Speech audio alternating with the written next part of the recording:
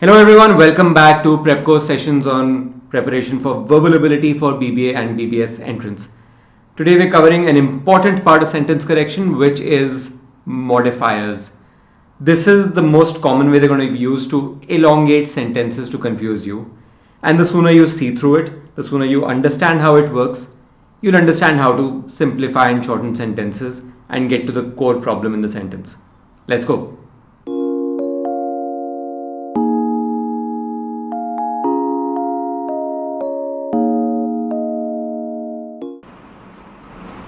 So, what is a modifier? It's any phrase or a word that describes another part of the sentence. So, modify is another word for describe in this case. So, for example, adjectives modify nouns and pronouns. So, when you say this is a book, subject, verb, object, I hope you've gone through the parts of speech class. Subject, verb, object. This is a book. Now, if you want to say something more about the book, you'll say this is a good book. Good is an adjective. An adjective is something that describes a noun or a pronoun. So, here the word good is modifying the word book. Adverbs are also modifiers in a way. Adverbs modify verbs, they modify other adverbs, and they modify adjectives. That sounds complicated. Let's take examples. So, you could say he writes. Subject and verb. That's a perfectly valid sentence.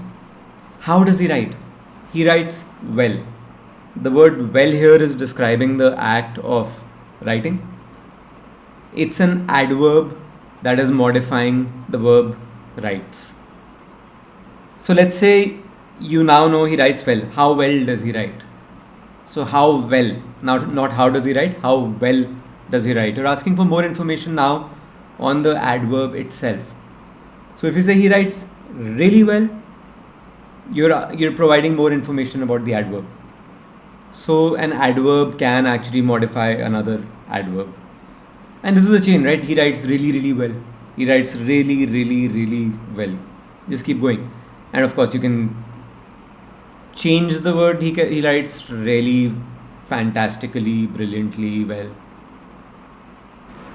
Now, let's take the last example here. This is a really good book. So you've said this is the good book. How good? So again, now how good is you're trying to add more information about how good it is, about the adjective here. So when you say this is a really good book, you're essentially adding more information about the adjective. You're modifying the adjective here. Therefore, adverbs can modify adjectives. And again, the same thing applies. This is a really, really good book. This is a really fantastically well-written book. So that's the crux of what adjectives and adverbs are. Now, why do modifiers get tricky? Because modifiers, and in the context we're talking about, modifiers are phrases. And phrases is where the sentences get longer and longer and longer. So, you could say the book had been recommended by him. It's a valid sentence, but immediately you're going to jump up and ask, the book? What book? Right, so then you say the book that I read last had been recommended by him. So that I read last is actually adding more information about the book. It's acting like an adjective, but it's a phrase. This is the table, valid sentence. Sounds incomplete. You're immediately going to jump up and ask, what table? This is the table. What table are you talking about? If you'd said this is a table, okay. But this is the table that I was telling you about. So here, that I was telling you about is a phrase that's adding more information about the table. It's another phrase that is acting as an adjective. Walking down the road, I saw my friend. When did I see my friend? I'm providing more context. So basically, I'm adding a description about other elements in the sentence. That essentially is a modifier as a phrase. Again, why is that tricky? Because A, modifiers can be really, really, really long. And that's 3 adjectives in a chain. adverbs. Did I say adjectives? I meant adverbs. And you can add as many modifiers as you want. 5, 6, 7. Each of them individually is not complicated at all. But put together, your sentence has become so long that it's unwieldy. That it's actually hard to know what the crux of the sentence actually is now. It's hard to break it down to the subject, verb, object format. And that is what we're doing in this lesson, figuring out how to identify modifiers and how to simplify the sentence. So for example, she worked hard is a sentence. It's a valid sentence. In fact, she worked is a valid sentence. Now let's keep adding more information. She worked hard. She worked hard on what? She worked hard to get a job. That's a modifier right there, to get a job. What kind of job? A job that would help her realize her dreams. What were her dreams? Dreams that she had had since she was 12. When did she do all this? When she was left to fend for herself. So that's 1, 2, 3, 4 modifier phrases right there. And the sentence has gone from 3 words to, well, very many. So that's why modifiers are really, really important to know. And that's why that's how they become tricky. Because you can keep adding them. So there's no errors in that sentence. It's perfectly valid. Let's look at this one. Looking to buy fireworks without running into the police. The store was closed by the time he got there. This is now getting into the territory of understanding what modifier errors are. Why do modifiers also get complicated? Because sometimes it's very hard to tell what they're referring to. So if it's a single word, you know where to place it. This is a good book. You wouldn't say this good is a book or good this is a book. But with modifier phrases, that actually becomes a problem. So if you look at the sentence, looking to buy fireworks without running into the police, what is the focus of this modifier? What is this modifier actually talking about? What is it referring to? Who or what was looking to buy fireworks without running into the police? It's a person, right? Is there any person mentioned in the sentence? You have a hint. There's a he. So there is a pronoun. So from the context of the sentence, it seems like he was looking to buy fireworks without running into the police. Yes. Having said that, where is the modifier placed in the sentence? Next to the store. Was the store looking to buy fireworks without running into the police? Obviously not. We know that from context. Stores don't work. Hopefully not. It's 2020, you never know. But you need to put the modifier right next to what it is modifying. Otherwise, sentences get complicated. Here it's obvious. You can say, dude, it's so obvious that a store cannot be looking to buy fireworks. What if there were 2 people involved? Let's say there's Ram and Sham, both of whom are mentioned in a sentence. You could get confused about whom that particular phrase is referring to. So just follow the rule, be very clear on this, figure out the focus of the modifier and put the modifier next to its focus. Now here's a trickier one. Left by the side of the road, his phone's battery was dead. Now the question is, the basic sentence is his phone's battery was dead and the modifier is left by the side of the road. Who or what was left by the side of the road? Was he left by the side of the road? Was the phone left by the side of the road? Or was the battery in the phone left by the side of the road? There are 3 possible focuses. Focus. I just realized I don't actually know the plural of focus. Foci. Left. Yeah, we don't. Let's get back to the point. We don't actually know what is left by the side of the road. If you look at the sentence, what is the subject of the sentence? Not the phone, not he. The subject is the battery. The battery was dead. Therefore, you would assume that the battery was left by the side of the road. In this case, because the modifier is right next to the battery. The phone is not actually being the phone is being alluded to, but the phone is not the subject of the sentence. Now, was the battery left by the side of the road? Was it taken out of the phone? It could be. But from context, it seems like either the phone was left by the side of the road or he was. Most likely the phone. Therefore, the sentence is wrong. So you need to be very, very clear what the focus is, and you need to put the modifier next to the focus or the focus next to the modifier. So let's look at some examples. Misplaced modifiers. Once again, I will reiterate, nobody is ever going to ask you what is a misplaced modifier. This is just stuff you need to understand. You don't need to memorize the definitions themselves. So let's take an example here. Bought with a lot of hard-earned money, he really needed to take better care of the house. So the sentence here is he really needed to take better care of the house. The modifier is bought with a lot of hard-earned money. What was bought with a lot of hard-earned money? The house or he? Obviously the house, right, in this context. The problem is that the focus of the modifier is way at the other end of the sentence.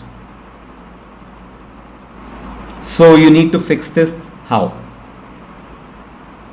By either moving the modifier next to its focus or by moving the focus of the modifier next to the modifier. So if we try moving the focus, what happens to the sentence? Bought with a lot of hard-earned money, the house really needed to be taken better care of by him. Passive voice sounds really bad, sounds clunky, sounds complicated. How do you simplify this? You move the modifier next to its subject. He really needed to take better care of the house which he had bought with a lot of hard-earned money. Another example, capable of speeds of up to 200 kilometers an hour, Ford is betting big on its latest release for the Indian market. So what exactly is capable of speeds of up to 200 kilometers an hour? Is it the company? Companies can't run, I would hope. Or is it the car? The latest release being referred to. It's the car, right? The problem is the modifier is right next to Ford. So how do you correct that? Again, by changing things around. Ford is betting big on its latest release for the Indian market, a car capable of speeds up to 200 kilometers an hour. So basically, a misplaced modifier is when the subject of the sentence is in the sentence. The subject of the modifier is in the sentence, but is very far away from the modifier. The modifier is actually next to something else, another noun or pronoun, which it could be describing, but it doesn't fit from the context. In the second category, dangling modifiers, basically the subject of the sentence of the modifier is alluded to in the sentence. The focus of the modifier is referred to in the sentence but actually isn't present. For example, writing non-stop for 20 days. My third book is my fastest. The subject of the sentence is what? Is it me or is it my book? It's the book. But is the book writing non-stop for 20 days? No. I have been writing non-stop for 20 days. I am not even present in the sentence. It says my third book, not me or I. Books obviously cannot write. Another example, while walking down the street, her shoe broke. Was the shoe walking down the street? No, it wasn't. She was walking down the street. So what's the difference between misplaced and dangling modifiers? The focus of the modifier actually isn't present in this sentence. There is no she anywhere in the sentence. So how do you actually solve modifier errors? You plug in the subject of the modifier, the focus of the modifier somewhere in the sentence. Either in the sentence somewhere, main sentence if it fits, or even inside the modifier if it fits. So in the second example, that's actually much easier.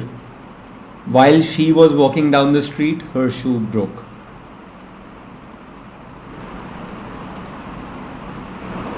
In the first case, again, you put the focus of the modifier inside the modifier. and you've actually moved the modifier around. So my third book, which I finished by writing non-stop for 20 days, is my fastest. The sentence is now much longer, but it doesn't make sense any other way. And the second one, her shoe broke while she was walking down the street, or while she was walking down the street, her shoe broke. It's the same thing. There's another kind, and this basically is where till now you could have thought that, look, context makes it so obvious what you're actually referring to. Now, context doesn't help, because your modifier could have one of two subjects and they both could be right. There is no way by looking at the sentence to tell what the modifier is referring to. The purpose of a sentence is to communicate an idea, a thought. This one completely fails it. This is just really, really poor English. He told me when he visited Delhi we would go to India Gate. So now what exactly is happening here? What is happening when he visited Delhi? Did he tell me when he visited Delhi that we would go to India Gate at some point in the future? Or did he tell me at some point that we would go to India Gate when we visited Delhi? So the modifier here is when we visited Delhi. It's talking about a time frame. It's giving more information about a particular point of time. Is that point of time talking about when he told me something? Or is it talking about when we would go to India Gate? Because it's right in the middle and both would qualify, there is no way of telling. So how do you resolve this? The writer of the sentence basically needs to correct this by moving the modifier closer to one or the other. You possibly can't correct this without knowing the writer's intent. So if you get this kind of a problem in sentence correction, only one of the right answers will have an option which actually works. The others will make other mistakes. You can't have one right answer which says, when he visited Delhi, he told me that we would go to India Gate, and another option saying he told me that we would go to India Gate when he visited Delhi. Both of those are perfectly valid corrections for this. And without knowing the context, you actually can't pick one. Therefore, if you get this kind of a problem in sentence correction, they have to give you only one of these options as a potential correct answer. The reporter who covered the war recently won a Pulitzer. So the modifier here that we're talking about is who covered the war. Well, no, sorry. The modifier here that's actually confusing is recently. What happened recently? Did the reporter who covered the war recently win a Pulitzer, which is a journalism prize? So did the prize happen recently, or was it a recent war? How do you correct this? Again, by adding more information, by giving the context, and by moving the modifier closer to one possible focus than another. So for example, this is one solution. The reporter who covered the war won a Pulitzer recently. Or you could say the reporter who covered the recent war won a Pulitzer. You're actually moving the modifier closer to what the actual focus should be. Otherwise, if you leave it in the middle, there is no way for the reader to determine what you're talking about. So that's squinting. That's the three kinds of modifiers basically. What are the rules you need to follow? Very simply, place the modifier next to the subject of the modifier. If it's a single word, you wouldn't say intense, this is a novel, or good, this is a book. So why are you doing it if it's a phrase? Just don't. Just follow the same rule.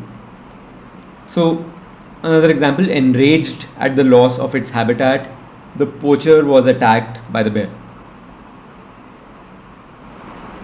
Who or what is enraged at the loss of its habitat? It should answer that question. You wouldn't be referring to a poacher as an it, you would be referring to a bear as an it. So therefore, what do you do here? Simply move the modifier to the other side. The poacher was attacked by the bear. which was enraged at the loss of its habitat, or because this sentence is in passive voice, convert it to active voice, simplified, and you can actually then leave the modifier where it is. The bear attacked the poacher, enraged at the loss of its habitat, the bear attacked the poacher. Shorter, simpler, sweeter, and correct. Keep in mind that a sentence with a bunch of modifiers might not even have a modifier error. They might all be correct. They could just be there to confuse you. And the error might be in some other aspect of the sentence. So what do? You mentally remove all the modifiers. Just see, is there an error in this modifier? No. Chop it off for a second. Leave it aside. Next one. Error? No. Leave it aside. Till you get to the basic subject, verb, object form of the sentence. This sounds like a really, really slow process, but A, you don't have a choice. You have to do this with complicated sentences. Otherwise, you're going to get them wrong. And this is not just a sentence correction problem. You will get this issue in reading comprehension. If they give you a tricky philosophy passage, let's say, of all my students till late, 90% of them used to just hate philosophy passages. Philosophy or classic literature. Why? Because they're discussing, A, there are long words involved, existentialism, moral objectivism. Even more than that, there are long sentences, complex sentences. Either because the author is trying to sound very fancy, or he just hasn't bothered to simplify it, or because the author, ancient philosophers, maybe they used to think that they're communicating to a high level audience who would fancy really, really long, boring, convoluted sentences. In any case, the purpose of communication is to communicate. The purpose of communication is to get the idea across as simply as possible. So when you're writing, please write in simple, short sentences. Your aim is to get the idea across. Your aim is not to sound fancy. So let's take a rather complicated example now. Read this for a couple of minutes while I will just stare at the camera.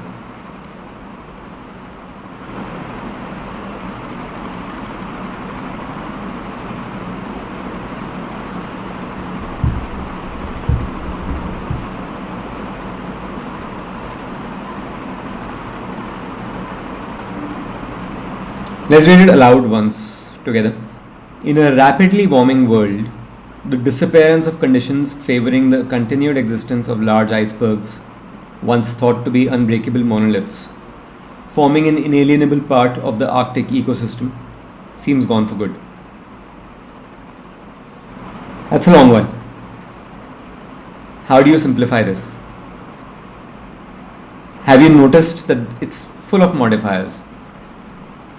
So basically, like we discussed, identify a modifier, figure out what it's referring to, chop it off, leave it aside for a second. So, in a rapidly warming world, what is it referring to? Disappearance. So it's right next to its subject. So therefore, leave it aside.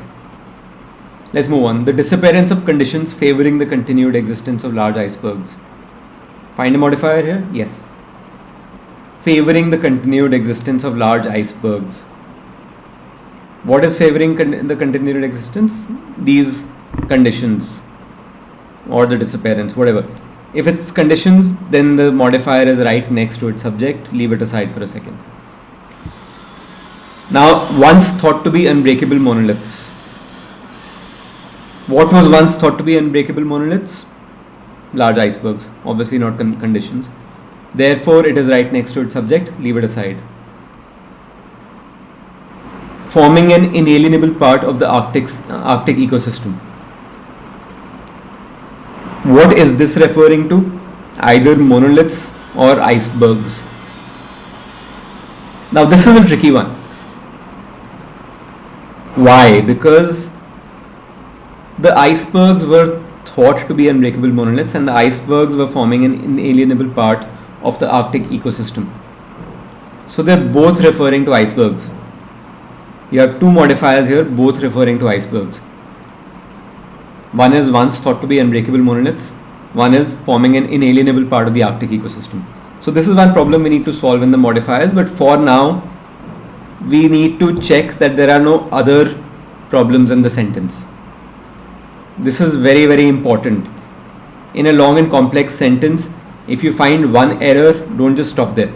You need to keep looking for others, especially in the trickier exams.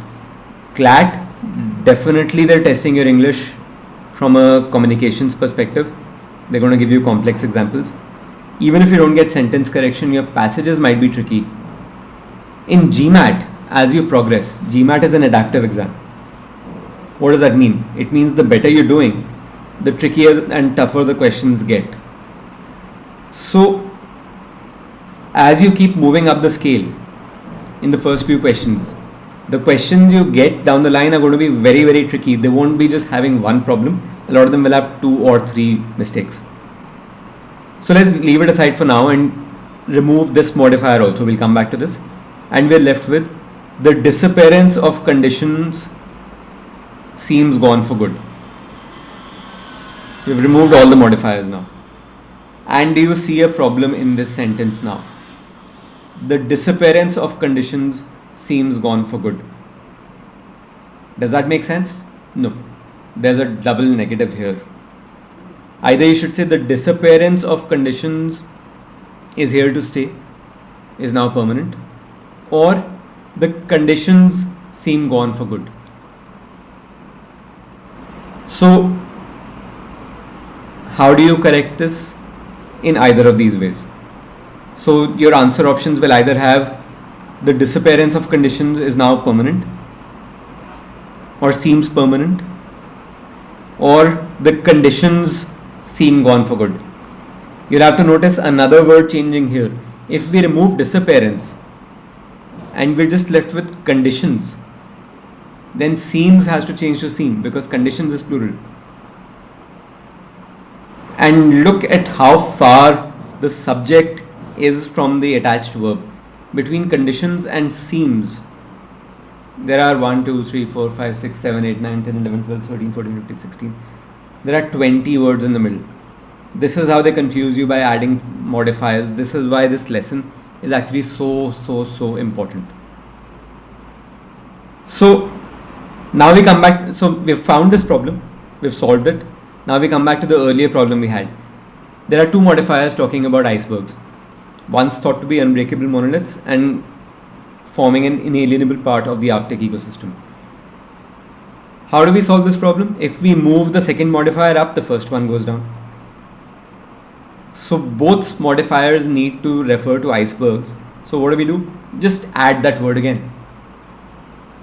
And the solution is, in a rapidly warming world, the conditions favoring the continued existence of large icebergs, once thought to be unbreakable monoliths, icebergs forming an inalienable part of the Arctic ecosystem, seem gone for good. Very complex. You're unlikely to get this question unless you're taking a GMAT exam and you're really good at it. Or the exam setters have assumed, whatever exam you're taking, that you will spend 2 minutes, 2.5 minutes on this. But the point remains the same. There are going to be sentences that they will make more complex by adding modifiers. What do you need to do? Pluck them out. Figure out errors in the modifiers, pluck them out, bring the sentence down to its base form. Subject, verb, object. The conditions seem gone for good. That is the sentence here. The conditions seem gone for good. And look how long and complex they made it. So that's how you solve modifier problems. Let's take some very quick examples. If you have any comments, if you have any questions, just drop us a comment and I will actually answer all your questions there. After weeks of running lessons and countless hours of practice, the full marathon was run successfully by my best friend. What's the modifier here? What is the subject verb object form? The full marathon was run by my best friend, and you've added successfully as an adverb in the middle. In any case, what is the first thing that you see? active voice is preferred. This is passive voice. Was run successfully. So how do you actually go about solving this? First, this is in passive voice. Secondly, the bold part is what we're changing. The modifier, after weeks of running lessons and countless hours of practice, you can't change the position of that. It's not bold. What is this referring to? Who has taken weeks of running lessons and countless hours of practice? Not the marathon. My best friend. Therefore, you need to anyhow move the subject of the modifier close to the modifier, and you want to convert it to active voice. So both problems in this sentence will be solved by which option? Now you don't even need, once you figured this out, you don't even need to read the full sentence in a few of the options. A is the same. B starts with the full marathon, was run. Run is not even a word, of course. B is out.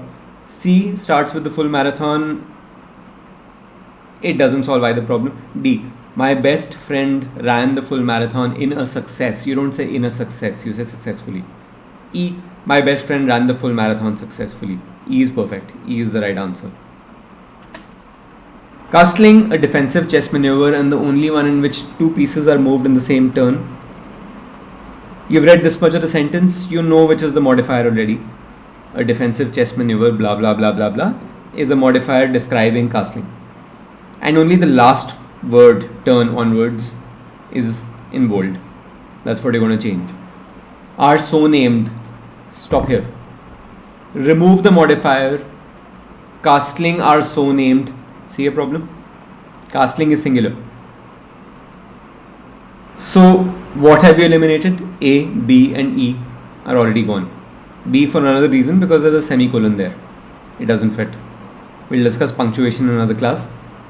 But yeah, you're left with C and E.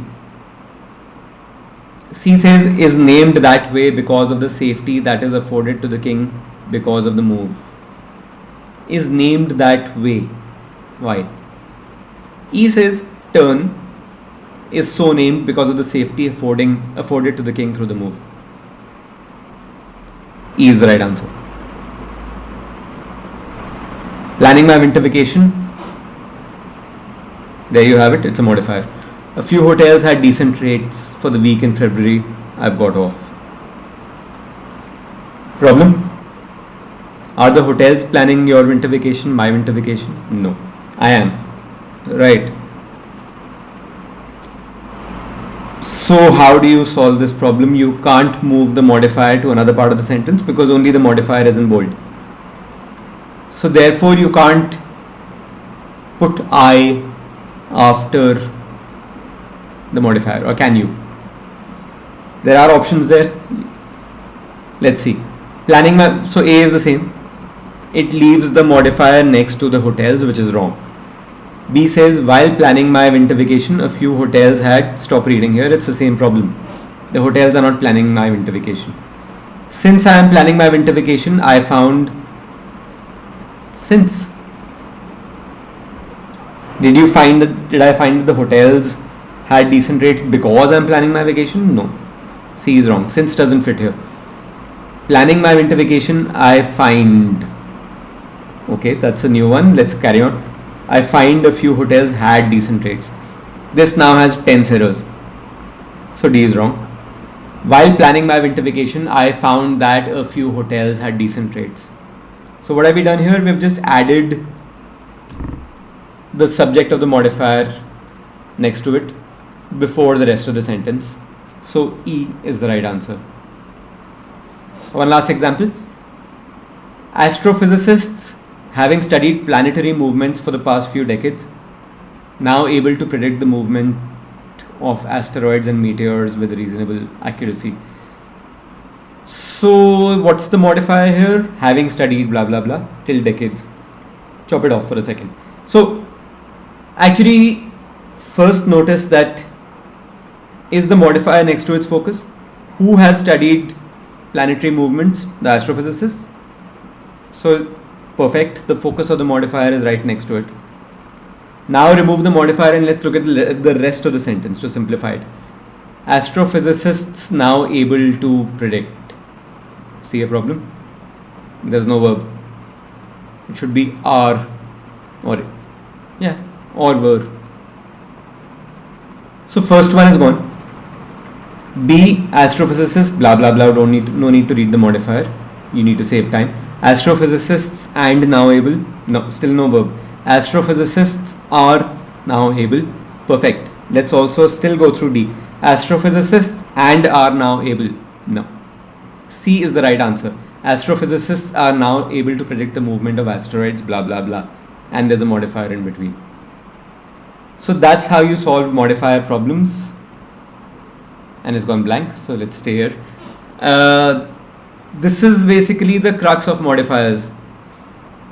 You should practice at least 50-60 examples. You'll get much faster. This is one of the most important lessons in grammar, in English grammar, in your verbal ability, for any test prep you're doing, whether it's CLAT, whether it's BBS, whether it's GMAT, whether it's CAT. This is very important because this is how they complicate your life, by adding more and more elements to sentences. And if you're strong at modifiers, you can just keep removing those elements and get to the crux of it. Anyhow, I hope you like this video. We really do need new subscribers. We're a new channel. And leave us comments. I'll be answering your questions. And we're going to leave some links to other chapters in the description. And of course, we have more videos coming up for the law section of CLAT, for the business section of BBS, for the general knowledge sections, for maths also. I will never teach maths. You saw me count 20 words in the middle of a sentence and I was nervous about that. But yeah, we have other more qualified teachers doing that, thanks. So yeah, subscribe to the channel and we'll be coming up with a lot more content soon. Hope this helped. Thanks guys. See you soon.